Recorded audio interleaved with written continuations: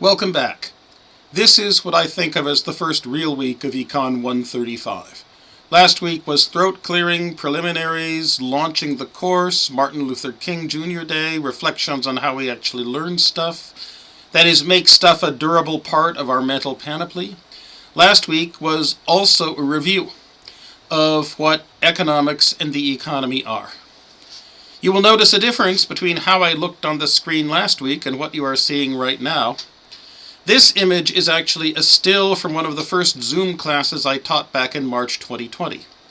It still looks like this down here, but now I am using green screen technology to spare you the sight of all the basement mess, and so avoid annoying all of your eyes. If you think that the Matuschek and the Dasgupta readings, plus last week's video, Zoom session, PowerPoints, and then sections and exercises, if you think those were the right way to remind and teach and get you thinking about these issues, then please tell us. Please leave a comment on the 0.0.9 feedback page. Please leave as detailed a comment as possible as to what went right for you last week. If you alternatively think last week was a waste of time, then I even more want you to leave a comment on the 0.0.9 feedback page. And even more so, the more detailed the comment, the better. The more concrete suggestions you can give us for how to remind you what economics and the economy are, and how to get you thinking about becoming productive learners, the better. So that brings me to a favor I would like to ask of you. In live lectures, please leave your cameras on. For yourself, for your fellow students, and most of all, for me. The mess and the background cannot be worse for you than what my real background is right now. I am perfectly aware that half the time you will not be looking at the screen, and I am perfectly aware that most of the time when you are looking at the screen, your eyes will not be focused on the webcam to create the illusion in my brain that you are making eye contact. I know this. I adjust for it. Nevertheless, it is very morale-boosting to me indeed to see your faces moving around and reacting. I know that we are all busy people. I know there are lots of other things going on. Most of your reactions, they will be reactions to things other than to me and the course material. I can correct for that. But I do, for the sake of my morale, and truth be told for yours too, I do need to see your faces. Okay, that ends the preliminaries of this video. Now, you'll start taking notes. Since the invention of agriculture, there have been three let me move myself over. There have been three broad eras. Three broad eras in which, how do I put this? Three broad eras in which, as far as economic growth is concerned, call them the frozen era, the ice-breaking era, and the steam pressure era. The first, the frozen broad era, is that of the agrarian age. From the invention of agriculture back some 10,000 years ago until, well, it did not start to end until 1500, and there are places where it still hasn't ended today. It was a world of peasants, craftsmen, priests, and warriors, slaves, non-slave, non-citizens, citizens, aristocrats, and kings. All the globe was in this agrarian age until the year 1500. More than half the globe was in or close to the agrarian age until perhaps 1930. It is still present in a non-negligible chunk of the globe today, the bottom billion of the nearly 8 billion people alive today. They have living standards and productivity levels that are not that distinguishable from those of our agrarian age ancestors. The most significant differences are that, one, people today have access to modern public health, which gives them double or triple the life expectancy at birth of our agrarian age ancestors. And B, that they have some access to the global telecommunications network. In this long agrarian age, all of humanity, except for a relatively narrow slice of aristocrats at the top of the social hierarchy, lived in what we would regard as dire poverty. They were close to the edge of subsistence in the sense that had the population been even moderately poorer, the population would not have managed to reproduce itself in the next generation. Too many women would have missed ovulation from malnutrition. Too many malnourished children with compromised immune systems would have been taken out by the common cold. Too little sanitation made it a truly golden age for plague and dysentery. A pre-industrial, pre-artificial birth control population that is nutritionally unstressed, such a population will triple in numbers every 50 years or so. That was the experience of the conquistadores and their descendants in Latin America. That was the experience of the English and French settlers coming in behind the waves of plague and genocide that had decimated the indigenous Amerindian population in North America. That was the experience of the Polish, Ukrainian, and Russian settlers on the Pontic-Caspian steppe, after the armies of the Gunpowder Empires drove out the horse nomads and opened the Black Earth regions to the plow. But back in the agrarian age, it took the human population not 50 but 1,500 years to triple. The population in the year 1500 of 500 million, it was only 3 times what population had been in the year 1. That is a measure of how poor, in the sense of being extraordinarily close to a biological population-sustaining limit, humanity was back in the agrarian age. In that agrarian age, from the discovery of agriculture on up to and beyond 1500, civilization, if you want to call it civilization depended almost entirely on exploitation. It needed an upper class that took from the peasants and craft workers enough of the stuff they produced to give the elite a better than desperately poor standard of living, and also allow them most of the time to maintain control. Now, this does not mean that the standard of living of the upper class back in the agrarian age would really impress us. For one thing, life expectancy was short even for the upper class, 20 to 30 at birth rather than our 80 or so. Some plague might well get you. If you were female, childbed might well get you as well. Of British queens, 1 in 7 in the years from 1000 up to 1650 died in childbed. Males escaped childbed mortality and also by and large escaped the extra mortality from nursing sick children with infectious diseases. But if you were male or unlucky and female, you faced risks from human violence. 1/3 of English monarchs from William the Conqueror up to 1650 either died in battle, were assassinated, or were murdered after some sham show of judicial process. Probably the risks of violent death at the hands of others were lower for people who were not so eminent. Probably. For another, the upper class in the agrarian age, lots of things that we think of as nice to have, but not as especially crucial or key or even valuable, they were way out of their reach.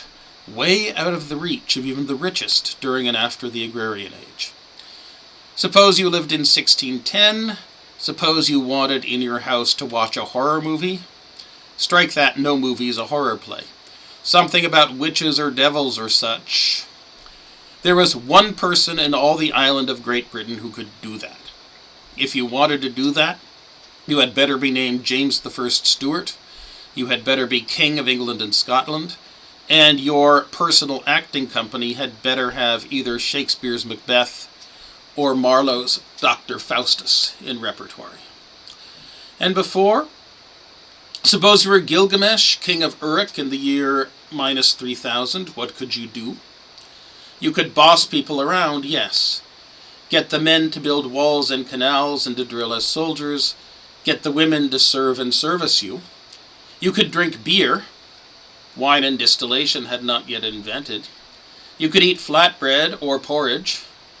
You could eat meat every day, which your subjects could not. That was a perk. You could eat honey, that few people could do. And honey was important. Do we have any Melissas or Deborahs out there by any chance?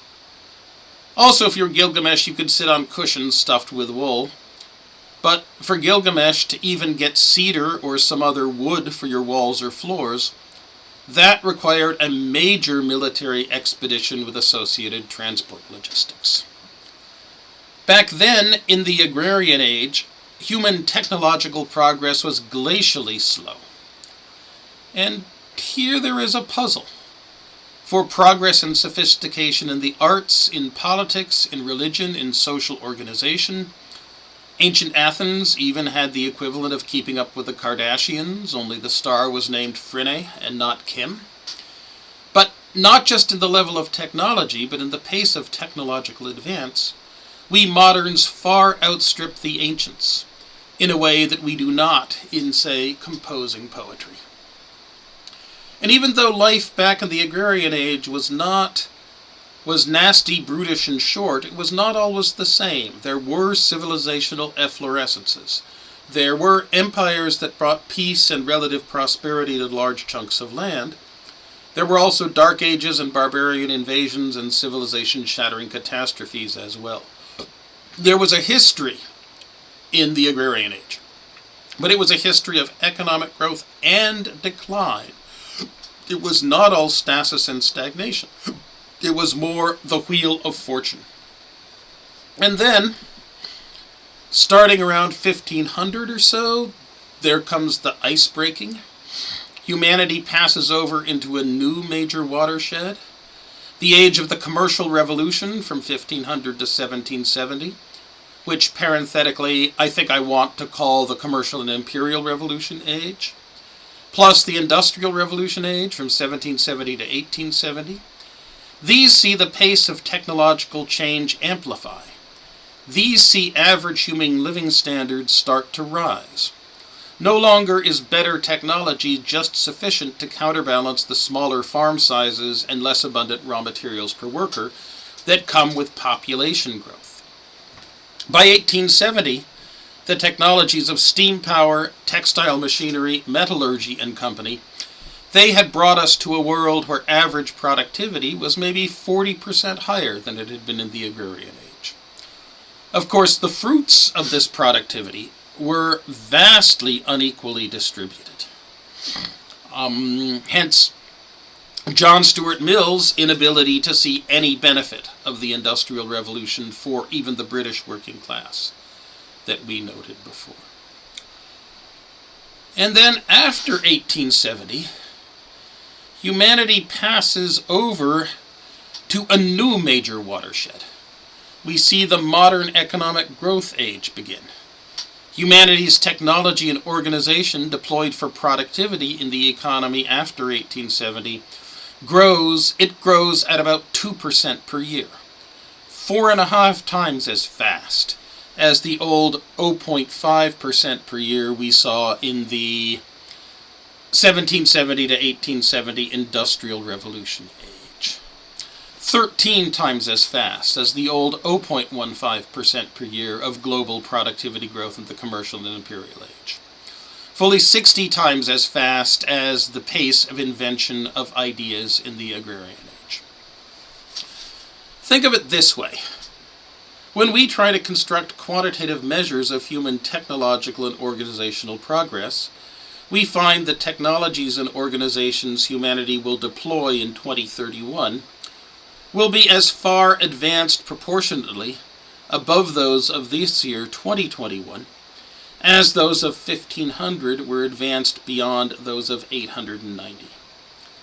And with modern economic growth, there comes the demographic transition. First, the population explosion, which has carried us up to 7.6 and more billion people, and now our current rapid approach to zero population growth. And with the coming of modern economic growth comes what we call globalization. And with the coming of modern economic growth, there comes an extraordinarily upward leap in the degree of income inequality that we see in the global income distribution. Let me see if I can get you to see these numbers if your eyes are good. Instead of the income-based distribution of social power being a hill on which some stand higher on it than others, it becomes a cliff, with some at the top, the bottom billion at the bottom, and the others trying to scramble their way up by hand and footholds. And the cliff is mostly between nations, although there's some of it within nations. And with the coming of modern economic growth, we have a period of a century and a half of, call it, American economic ascendancy. An era in which the United States is, in the words of Russian revolutionary Leon Trotsky, the furnace in which the future is being forged. An era that, I think, is now at an end. The pole of hardware innovation is mostly in Shenzhen right now, after all, with another hotspot at Taiwan at TSMC. And perhaps still in California with the impressive designers of Apple Silicon. The leading edge of the transition away from carbon energy is in many places, but it's not in the United States. That, is the big picture sweep of economic growth. So this week, try to get your minds around this huge tangled Gordian knot of big picture facts and issues. Read Aristotle to see how an agrarian age aristocrat looked at the non-growing economy of his day. Read Clark on how different we are today than those back in the agrarian age were. And read Pritchett on the process of economic development, underdevelopment, and non-development that has afflicted the globe over the past 150 years since the beginning of modern economic growth. Read and think about the century of American ascendancy, when of the three likely great powers of the 21st century between 1800 and 1975, they do this. And think about the potential end of the American century, as since 1975, China, India, and America do this. And read all of our required readings. Read Pritchett, Clark, and Aristotle this week actively, closely. They are all worth it. So now,